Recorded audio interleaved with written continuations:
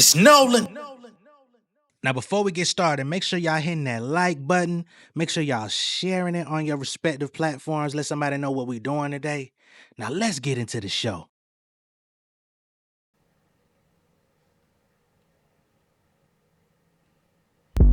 Lifelong dreams being elevated. Leave a nigga face down like he meditating. Growing up, trepidation in my locale. Hearing 40 cal, know somebody need resuscitation. I describe myself, nothing define me. Paper cut sharp, origami. Business in the iPhone, biting the apple like Shinigami. Death notes, every bar's like a homie. I'm the Clyde with a Bonnie. Rhythmalism, I'm too quick. New scripts, I'm producing them daily like news clips. Roof Chris, give me all of the beef, I'm a sous chef. Homies had them 8 balls for the grin like a pool stick. I learn my ingredients as I get older, more lenient. We use bitch niggas to be convenient. Need more cash, that's immediate, expedient. My experience teaching what I couldn't get from PBS. Freedom of the finance, read a pie graph. I take my pride back, flip the color like a Mike Jack. Niggas ain't like that. Take a name like it's Iraq. You diss me, might stab a nigga with a wine glass. It's risky. Might crash, don't invite me to the function. I smash niggas pumpkins all together conjunction. Southside nigga cooking up like it's a luncheon. We don't need a studio to get you niggas punched in. We outside, about to go into the thing. Yeah. Skin looking good.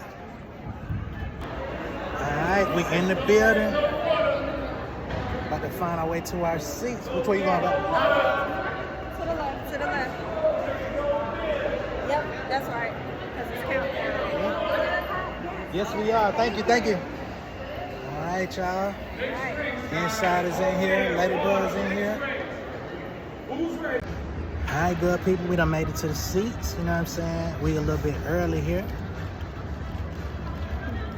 So, anybody seeing these, I know we got the opposition out here trying to falsely promote. We are early. But this thing finna be packed out.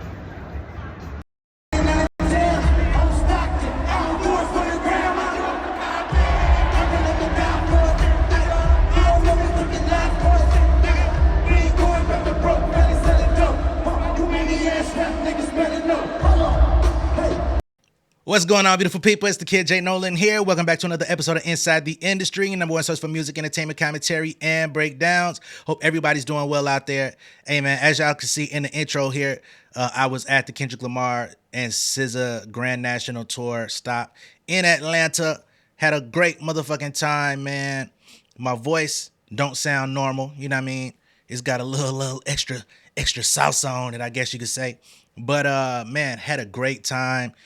Big shout out to Kendrick Lamar. Big shout out to SZA. Shout out to all my folks that came out in Atlanta. Shout out to Mercedes-Benz Stadium for having it. You know what I'm saying? Excellent show. So as y'all can see in the intro, that was just a little build up, just a little bit of footage. I didn't get a whole lot, but I do have a little bit more that I may play toward the end of the video because I really just want to talk about the show. You know what I mean? I know some people were asking what time everything really got started. I want to say Mustard got on stage around like 7:15 and did like a 30-minute warm-up. You know what I'm saying? I expected him kind of more at 7, but we need a little bit more time, man. We in Atlanta. I don't know if y'all are familiar with how shit go down here, but CP time is very prevalent. So people was lagging their asses and getting into their seats. So much so, niggas was lagging on getting to the motherfucking show that we had some motherfucking seat hoppers that was sitting in front of me and my wife. So these motherfuckers had to seat hop about 3-4 times before they actually got to their, I think they might have had, you know, like those upper room seats. And they ended up sitting like 2 rows in front of us. They was chilling for a good like 30 minutes, comfy, eating they motherfucking snacks, doing they do. Next thing you know, a dude and his girl come in and he like, yo, 9 and 10. And next thing you know, because they ain't even put up no fight, he said 9 and 10. Motherfuckers had to get their ass, a whole row of 4 got out. So it wasn't just 9 and 10 that got their ass up. It was 9, 10, 11, 12. They said, oh, shit. Let's go ahead and just make that move, man. Fuck it. Now the motherfuckers that was in 11 and 12, I think they went straight to their destination afterwards. They ain't want to play with it, but the motherfuckers that was in 9 and 10, they went up and got closer. You know what I'm saying? Then about 10 minutes later, motherfuckers said, and they got their ass up and went to the upper room. Yeah, you know what I mean? Like, man, y'all try to be slick out there, man. That girl was so red. I'm like, I don't know if she was aware of the situation or if her boyfriend or her, her chaperone, whoever he was to her, was just stringing her along for like, shit, man, we could probably get better seats. But she was flush. Shit was funny as hell. But yeah, Mustard got on about 7:15. He did like a 30-minute set. He had to end the set with Swag Surfing. He said he had never seen it live in person, so he played Swag Surfing and had the crowd, which was fun. Mustard, you almost fucked it up because he tried to give us instructions, and it's like, nigga, you in our city. You don't give us instructions on how to swag surf. You just play the record and watch it happen, okay? But he ain't from here. You know what I'm saying? Just like I ain't gonna try to come to motherfucking LA and tell niggas how to listen to goddamn whatever. I ain't gonna tell y'all niggas how to act when the next episode come on or some shit. You feel me? But nonetheless, Mustard did a good job. It was fun. But then, of course, the main event, which Kendrick came and opened the show. I think it was damn near about 8:15-ish by the time we actually got to the opening of the show with the lights going off and him coming up and opening. And it was great. He did, of course, y'all been watching the lives, y'all been watching the recaps of the shows up to this point. Y'all know he opens up the show with Whacked Out Murals. Excellent, comes out the ground in the GNX, doing his rap and shit like that. Just a fucking masterclass on performance, right? Of course, we've been talking about Kendrick performing with little to no backing track up to this point. He continued that trend. So the thing about Kendrick performances that baffles the fuck out of me is this nigga be wearing heavy ass clothing. Nigga, it's like 80 degrees outside.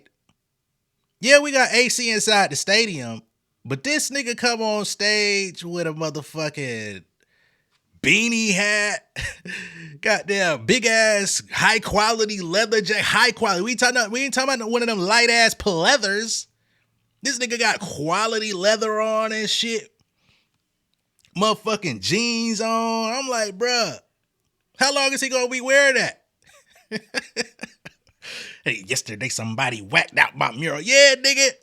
Clearly they did, because you on demon time. It look like you ready to go goddamn wet up somebody block immediately. Out here performing in them heavy ass clothes. Hey, that nigga's a psychopath, bro.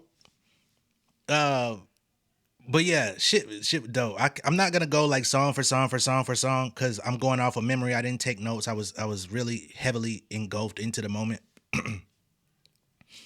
But what I do love about the show is he could easily have just performed GNX, right? And just kept it exclusively to that.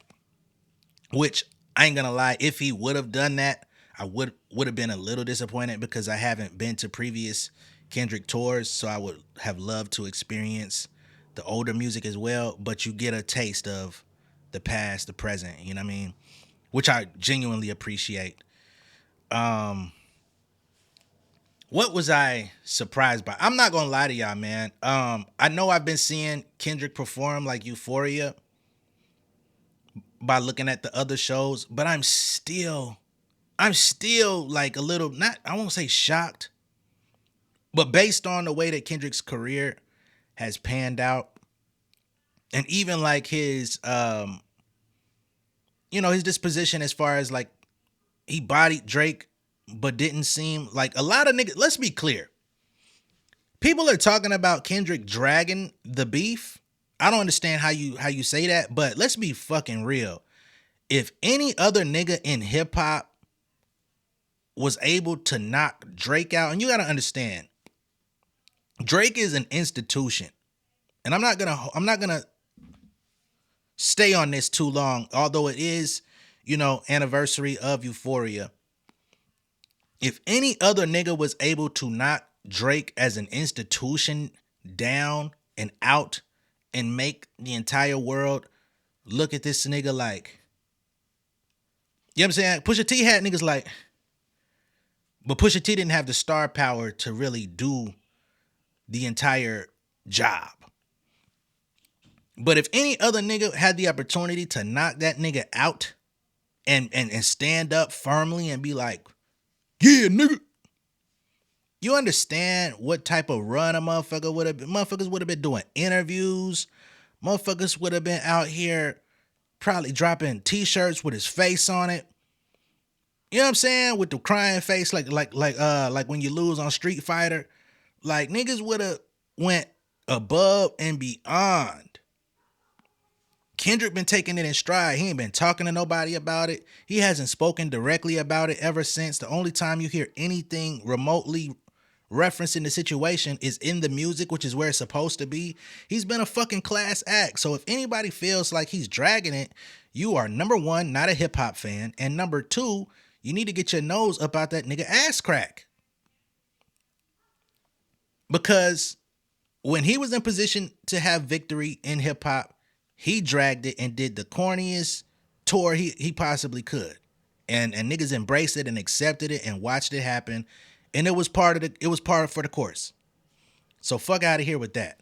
But the fact that he's performing Euphoria on this tour night in and night out, it still does kind of, I'm just like, wow, he's really out there performing this shit. 6 minutes of death. and niggas in the crowd know that shit word for word. Niggas got a 6-minute diss on your ass in a whole stadium, 40,000 plus, singing that shit word for word. Getting to experience it is nothing like experiencing it watching the videos. I'm gonna be honest with you. If you have a chance, if you have, you know what I'm saying, if you gotta do a couple extra shifts at the job, man, do it to get the tickets in your city if they're not sold out already. Get them last minute motherfuckers if you got to. Whatever it take, I encourage you to see it. If you're a Kendrick fan, you're a SZA fan. If you're a Kendrick fan and you're on the fence about SZA, I don't give a fuck. Do it. All right? Which I do want to shift gears to SZA for a quick moment. Okay? I talk about SZA periodically on the channel. She's not a staple on the channel, but I talk about her every now and then when she has notable things going on. When she drops music, et cetera, et cetera. But I'm not like a huge SZA fan, right? My wife is. So that's kind of like the balance of the show and just the vibes in general. I'm the big Kendrick fan. She's the big SZA fan. So this was like the perfect opportunity for us to go to a show and be on kind of like equal plane. She's become a Kendrick fan. She wasn't really familiar with his music before all this stuff. But she's become a fan, and her watching him live has definitely, reshaped how she views his music, even like the Super Bowl or the Pop Out, all this stuff. Because she's like, damn, he really got that many hits. I didn't even know. It's like, I didn't even know I knew these songs or knew about these songs, right? And it's just been a really dope moment. And now going to the Grand National Tour last night, I got to experience that from the SZA perspective because I hear her music in passing. I'll check it out when she drops an album, but I don't live with SZA music, right? So seeing her up there doing this whole, praying mantis theme, she's got these insects and stuff coming out on stage. She's got a big fucking life-size praying mantis named Anthony that she does a segment on. At one point, I don't know if the other 3 shows did this because she says that she sung it for the first time in Atlanta. um, what is the song? Nobody Knows Me Like You or something like that. She's suspended in fucking air. She's goddamn like not on CB like floating over the crowd, but she's floating on the stage, suspended in air down there about goddamn 15, 20 feet. And she's singing her fucking heart out, swaying with the fucking with this like it's kind of like a butterfly thing. Cause she was like lower. It was still high. Cause she was suspended but she went through like this whole photosynthesis phase. And then the fucking costume fell off her after she like fully came into butterfly form. She pulled the goddamn to pimp a butterfly right in our motherfucking face. And she was like, this is my first time singing this song on this tour. We doing it for Atlanta. I'm like, damn, they doing some special shit out here for Atlanta. I'm fucking with it. She sings the song. She's swaying. They moving her back and forth, suspended in air. Then she gets to the end of the song and she says her ex-boyfriend told her to stop performing the record. She says, I'm going to keep performing the record. I don't give a fuck. I like I don't give a fuck energy. You know what I'm saying? So big shout out to SZA as well. Because she went through her motherfucking hits. You know what I'm saying? She did Kill Bill. She did, what's the joint? I can't lose when I'm with you. That shit right there. She did The Weeknd. She did all the shit you would expect. So she did an excellent job, and her whole theme is really entertaining. You know what I'm saying? She had motherfuckers come out do some rock guitar and shit, like heavy metal guitar at the end of one of them songs. I'm like, damn, they really put a lot of intention and production value into this show. I hope people are truly appreciating what we're witnessing here. It really put me in the mindset watching them go back and forth, 3-4 songs, do a collab, switch off, 3-4 songs, switch off, do a collab. It put me in the mind frame of the 2025 version of, y'all remember when J&B did the On the Run tour, and they kind of did that same kind of vibe where it was like a meshed show going back and forth between Jay and Beyonce. I don't want to say like Kendrick and SZA are the Jay and Beyonce, because then that comes with additional connotation due to Jay and Beyonce's relationship. But that's what it put me in the mind frame of. It was like a updated On the Run tour, but this time it's the Grand National tour, and it's like Kendrick just fucked up his ultimate competitor, and he out here like, who else won't smoke with Debo, and SZA, she's just out here like on fairy vibes, like she in the motherfucking field, she's frolicking with the insects and shit, you know what I mean? Like it's a dope ass like dichotomy they have going on. What else can I just think of off memory that just like really I love the fact, like I said, that he did older music. Y'all saw that I played Element, sung that shit word for word. That's why you many ass rap niggas better know, if I gotta slap a pussy ass nigga, I'ma make it look sexy. Still one of my favorites. The fucking Anita Baker Mad City mashup. It is not it is nothing like seeing it on the camera. Like, because I liked it when I first seen it, but seeing it live was crazy, because he does tempo switches with this particular record. He doesn't just do it straight through. So like at one point it's like slow. You know what I'm saying? He goes from slow to like, then they increase the tempo and then they slow it down, and he keeps rapping.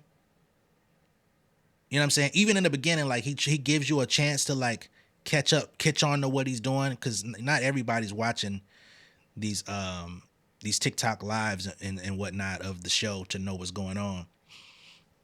So he kind of gives you a few takes of like, y'all remember this? Y'all know this? This is where we're going with it. We're mashing this up. Yeah. You know what I'm saying?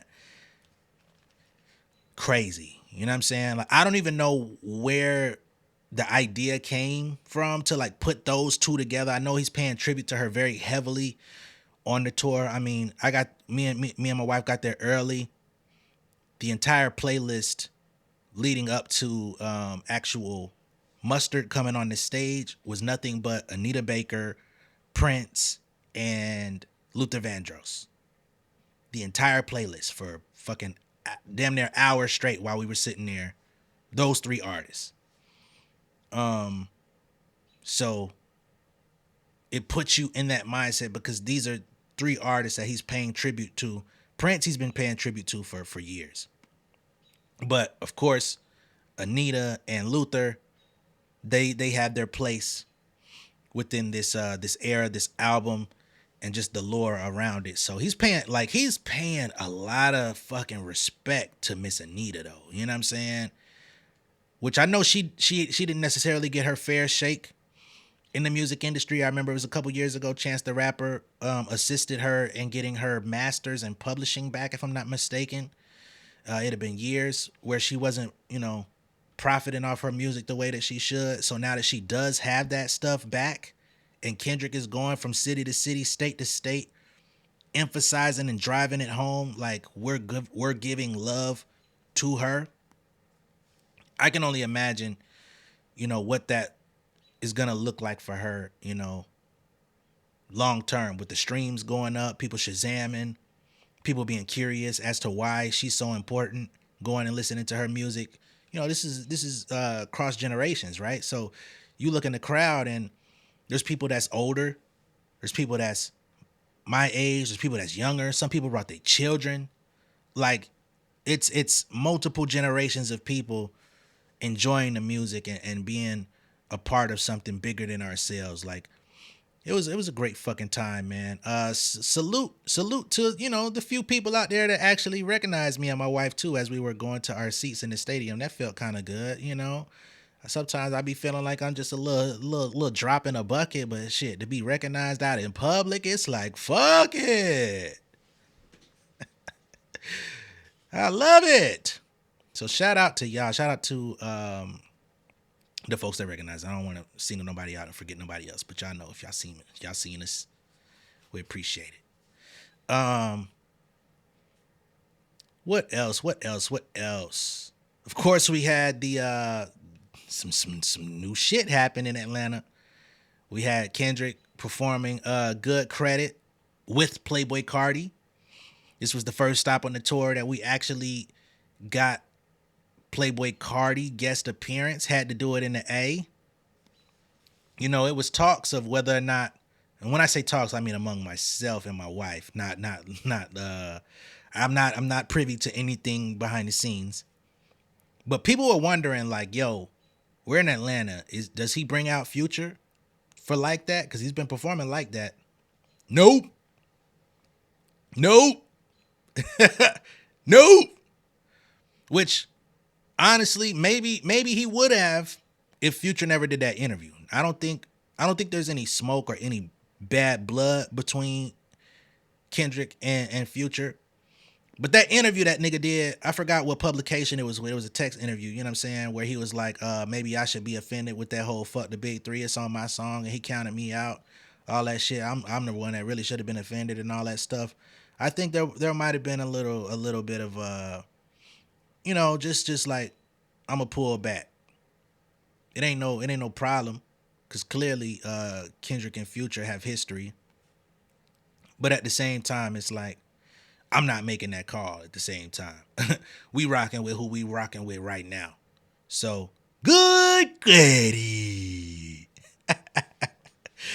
This nigga Playboi Carti come out screaming at the top of his fucking lungs. This nigga out here sounding like a whole ass vulture. It's like, nigga, what the fuck?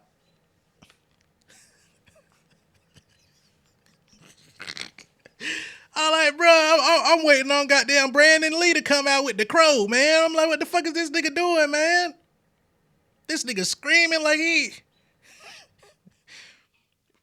man, nigga, he came that bitch like Vampire in Brooklyn, man. What the fuck Playboy Cardi got going on? I'm thinking he finna come moving the money, moving the money, moving the money. That nigga came out. I'm like, what the? Hey, nigga, Kendrick tried to keep it together. He still trying to rap and shit. This nigga still screaming through this nigga. I'm like, wait, what the fuck, man? Playboy, whatever you're on, dial it back at least 50%, okay? We would like to hear the song, but energetically, it was crazy. The fucking building erupted when that nigga came on stage. He brought his ass out, nigga went crazy. I just ain't know that nigga was finna do the bird call all through the fucking song. What the hell? But it was entertaining. And Kendrick got through that motherfucking verse. And having it my way like Usher, dog. Yeah. That's what I'm talking about. Some more other shit that nigga did N95. Nigga did N95 out there, bit, man. I had seen people requesting on social media for days. I seen people that was adding Punch. You know what I'm saying? Like, Punch, tell Dot to add N95 to the show. I know it's the goddamn GNX Grand National Tour, but we need N95. I saw the shit ahead of time. I'm like, I don't know. If he ain't done it yet, I don't know. Nigga did it last night in Atlanta. Take out the foo-foo. Yeah, let go. Shit, man. Can you tell I enjoyed myself? I don't have no script. I'm just shooting off the hip with this shit, man. This shit was fun, man. We got the seats. I told my wife, I'm not moving. I'm not getting up. I'm not moving. I'm planted. We made it to our seats. We whatever needed to be done should have been done before we got to these seats. I ain't moving. Okay? Locked in like a mint. But yeah, man, it was excellent show. Again, Breath Control on a million. No backing track, straight rap. SZA mic is hot. You know what I'm saying? They doing they collabs. They doing Doves in the Wind. They doing, you know what I mean? They doing everything. This nigga go up there, do motherfucking Poetic Justice. Crowd goes crazy. Nigga singing that bitch word for word out that bitch, man. Off an album that came out, what is this? 13 years ago, damn near. Word for word on Poetic Justice. You know, he only did his part. You know what was crazy? We crowd goes crazy. We singing Euphoria word for 6 minutes. But when SZA did Rich Baby Daddy, cause y'all know that's SZA, Drake, and Sexy Red over in Atlanta, booty mix beat. You know what I'm saying? Atlanta bass. I ain't gonna lie, nigga. Atlanta went stupid for Rich Baby Daddy. That shit threw me for a loop. I'm like, damn, these niggas is really singing "Shake That Ass" for Drake and "Shake That Ass" for me. I'm like, yo, I understand it ain't about the competition right now, but damn, man, y'all niggas ain't standing on business. They shake that ass for Drake and shake that ass for me. Woo, woo, woo, woo. I'm like, I'm bobbing my head with the music because I ain't stopped bobbing my head throughout none of the show. But I'm like, damn, Atlanta got to stand on a little bit more business at this bit, man. But shout out to SZA. You know, they gave her all the crowd participation that she deserved. But I'm like, damn, y'all not supposed to be singing along to Shake That Ass for Drake. Man, but I was thoroughly entertained. I ain't gonna lie to you. Shit. Whole show, thoroughly entertained. It was great, man. And you know what's crazy is by the time the show was over, it didn't feel over. Like, I feel like everybody in that bitch, we could have stayed in that motherfucker another 30 minutes. They could have ran some of that shit back. Honestly, the way that nigga did 6-7 times at the pop out with Not Like Us, we would have took a good 2 or 3. I'm not gonna lie to y'all. Not Like Us, tear the roof off this motherfucker. Tear the roof off this motherfucker. You know what I'm saying? Like, nigga, we could have easily did a 2 or 3 back to back type shit, nigga. We was just getting into the groove. Really, we would have loved to do that motherfucker again. But, you know, notably, as I said on Twitter, that third verse, Not Like Us, that nigga got through that bitch without a hitch. That nigga didn't call Quavo this time. He didn't call his ass Quavo.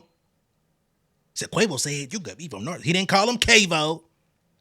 Quavo said you got me from North Side. 2 Chainz said he good, but he lied. With 2 Chainz in the building. With 2 Chainz in the motherfucking building. How you like that, ning? T.I. was in the building, T.I. and Tiny. In the motherfucker, Summer Walker was in that motherfucker. I don't know who else was in there. But those are the names that I seen. Man, can you tell I had a good time? Especially, I don't get out like I used to, man. You know what I'm saying? I'm locked down, wife. You know what I'm saying? Baby in his first year. I'm entertaining y'all ass, which I love to do. So I don't be moving like I used to. So to get out and like have that moment was meant a lot, man. Especially based on Kendrick. And some people say, "Man, you're a Kendrick nut hugger, man. You don't get the fuck out of here, nigga. I'm a fan. And I'll out rap all the rest of these niggas. So what? So what now? I'm a fan of Kendrick and I'll out rap the rest of you motherfuckers. So what are we talking about here?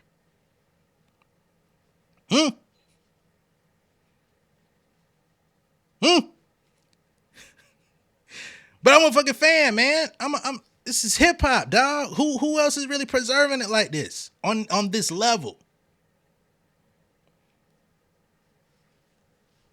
Who else is really getting out this motherfucker and finna rap for an hour, 2 hours? No backing track. Choreography. You know what I'm saying? Niggas still doing whopping on niggas. Yeah, I'm excited about this shit. And if you not, it's cool.